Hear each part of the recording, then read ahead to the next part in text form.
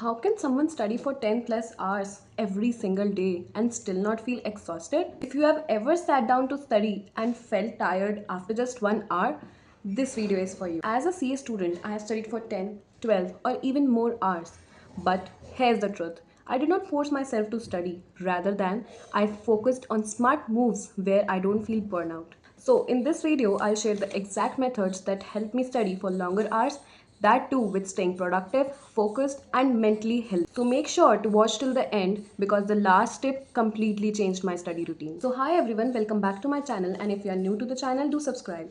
So here I'll be telling you 5 such tips that help me to study 10 plus longer hours without getting burnout. Tip number 1, stop counting hours. If you focus on targets rather than counting the number of hours you study, it will be more beneficial for you.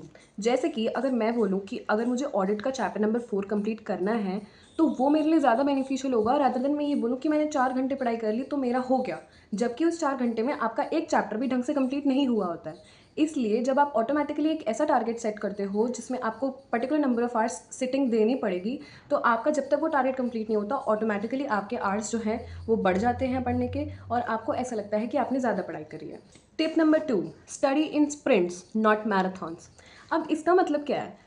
आपको ऐसा नहीं है कि एक पूरे stretch में पढ़ाई करनी है कि 10 घंटे, कोई भी इंसान ऐसा नहीं होगा, ये ह्यूमनली इम्पॉसिबल है कि आप 10 घंटे लगातार बैठ के पढ़ सको। तो इसके लिए आपको ब्रेक्स चाहिए और ऐसे स्टडी शेड्यूल्स चाहिए जिसमें आप इस पर्टिकुलर टाइम में पढ़ाई करो जो आपको प्रोडक्टिविटी भी दे और आप फोकस भी रहो, और ऐसा हो कि आपके जो पूरा दिन है वो यूटिलाइज हो जाए एक बेटर प्रोडक्टिव चैप्टर्स में या फिर एक बेटर प्रोडक्टिव डे में। तो उसके लिए आपको क्या करना पड़ेगा, जैसे कि अगर आप 2-2 घंटे की क्लासेस का बना लो कि अगर आपके 6 सब्जेक्ट्स हैं और आपको 6 के 6 सब्जेक्ट्स पढ़ने हैं एक दिन में, जो कि इम्पॉसिबल है, वैसे आपको 3 लेने चाहिए। तो अगर आप 3 सब्जेक्ट्स भी लेते हो तो आप ऐसा डिवीजन कर लो कि आप उन 3 सब्जेक्ट्स को 2 बैचेज में पढ़ रहे हो। मॉर्निंग बैच में जैसे 2 घंटे 2 घंटे 2 घंटे, और उसके बीच में हाफ आवर्स का ब्रेक आप लोगे, ताकि आपका जो माइंड है वो रिकॉल कर सके जो भी आपने पढ़ा है। इससे क्या होगा कि आपकी जो दिमाग में है वो रजिस्टर हो जाएगा जो भी आपने कॉन्सेप्ट्स रीड करे हैं, और प्लस आपकी जो स्टडी आवर्स हैं वो भी इंक्रीज होंगे और आपको बर्नआउट भी फील नहीं होगा। Prioritize your hardest subject, this is tip number 3। तो इसमें आपको क्या करना है कि लोग क्या करते हैं कि मेरा फेवरेट सब्जेक्ट्स तो अकाउंट्स है, मैं तो उसको उठाऊंगा और उसी को पढ़ने बैठ जाऊंगा हमेशा हमेशा, जब भी दिन हो स्टार्टिंग में मेरा अकाउंट्स आ जाएगा, जो कि क्योंकि वो तो मेरा फेवरेट सब्जेक्ट है। लेकिन आपको ये नहीं करना है, आई डू द अपोजिट। आपको क्या करना है, जो सबसे हार्ड सब्जेक्ट है, जैसे कि मोस्ट ऑफ द लोगों के लिए ऑडिट या टैक्सेशन होगा, आपको वो उठाना है। या फिर फाउंडेशन की मैं बात करूँ तो कुछ लोगों को मैथ्स मुश्किल लगता है, स्टैट्स वगैरह, तो आपको वो उठाना है और उससे पढ़ाई करनी स्टार्ट करनी है, ताकि आपका माइंड जो सबसे फ्रेशली स्टार्टिंग में सबसे फ्रेश होता है माइंड, तब से आपको स्टार्ट करना है वो सब्जेक्ट्स जो आपके लिए सबसे मुश्किल। Tip number 4, take care of yourself and your body. ये सबसे अंडररेटेड टिप है, बट मैं बोलूँगी ये सबसे इंपॉर्टेंट टिप है, क्योंकि अगर आप खुद ही सही नहीं रहोगे तो आप क्या पढ़ोगे यार। अगर आपको खुद ही को नहीं लगेगा कि मैं मेंटली सही हूँ या मुझे ऐसा रहना है कि मैं आगे चल के और भी नंबर ऑफ़ आवर्स पढ़ाई कर सकूँ, तो आपको उसके लिए अपनी बॉडी को फिट रखना पड़ेगा, जिसके लिए आपको क्या करना पड़ेगा, आपको 7 आवर्स की स्लीप लेनी चाहिए। वैसे ये पॉसिबल नहीं होता तो आप 5 to 6 आवर्स की भी ले लोगे ना, तो भी आपका चल जाएगा। दूसरी बात, आपको क्या करना चाहिए कि प्रॉपर खाने पे ध्यान देना चाहिए। आप अपना खाना पीना सही रखोगे, वाटर इनटेक रखोगे, इन सब चीज़ों से आपकी बॉडी फिट रहेगी और आप पढ़ाई में और ढंग से मन लगा के पढ़ाई कर पाओगे।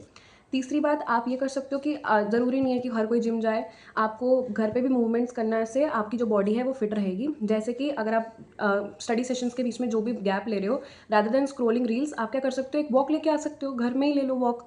तो उससे क्या हो जाएगा, आपकी बॉडी भी फिट रहेगी, आपको माइंड भी फ्रेश हो जाएगा, और आप जब दोबारा पढ़ने बैठोगे तो आपको ऐसा लगेगा मैंने एक फ्रेश स्टार्ट करा है। Tip number 5, don't aim for 10 hours study. ऐसा नहीं कि आप उठो और आप उठते ही बोलो भाई आज मैं 10 घंटे पढ़ने वाला हूँ, ऐसा हो ही नहीं सकता है। आपको वही पढ़ना है जो आपने डिसाइड करा है, जो आपका टारगेट है।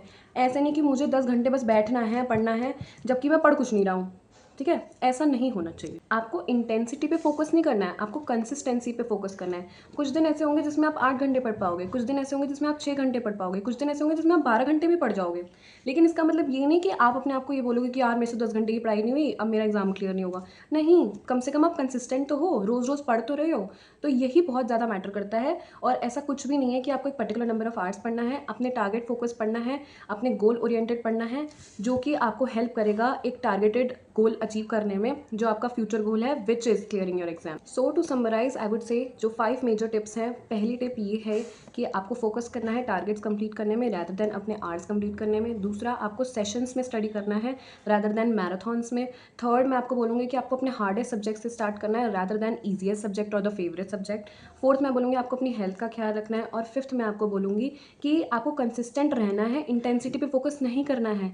ऐसा नहीं है कि अगर आप एक दिन 10 घंटा नहीं पढ़ोगे तो आपकी प्रोडक्टिविटी कम हो गई। सो ये वो हैबिट्स थी जो मैंने अप्लाई करी थी अपनी पर्सनल जर्नी में, जिसने मुझे लॉन्गर आवर्स के लिए पढ़ने के लिए हेल्प करा और मैं बर्नआउट भी फील नहीं करती थी। If you found this video helpful, do drop a comment or like and subscribe to my channel. Also, I would love to hear out कि आपको और कौन से कंटेंट चाहिए या फिर आपको और कौन सी ऐसी वीडियोस चाहिए मेरी साइड से जो आपको हेल्प करेंगी। And thank you so much for watching till the end.